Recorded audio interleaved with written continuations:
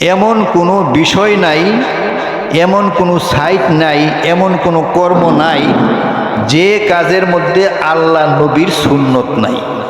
কি কন? যে কাজের মধ্যে আল্লাহ নবীর সুন্নত নাই এমন কোনো জিনিস দুনিয়াতে নাই।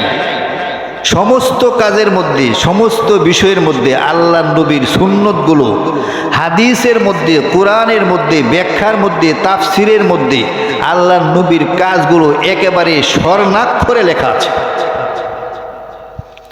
দাওয়াত দিবেন কিভাবে দিবেন, ইসলাহ মানুষদেরকে করবেন কিভাবে করবেন, মানুষদেরকে দিনের দিকে ডাকবেন কিভাবে ডাকবেন, সব বিষয় আল্লাহ নবীর হাদিসগুলোর মধ্যে বুখারী কন, মুসলিম কন, তিরমিজি কন, বিভিন্ন কিতাবে একেবারে স্বর্ণাক্ষরে স্বর্ণের মতো উজ্জ্বল হয়ে আছে।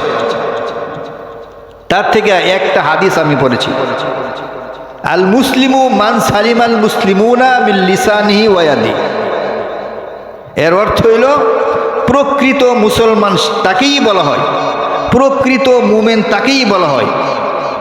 মান সালিম আল মুসলিমুনা মিন লিসানিহি ওয়া ইয়াদিহি, যারা সমস্ত বিশ্বের মানুষ, সমস্ত জগতের মানুষ, যার মুখ থেকে নিরাপদ।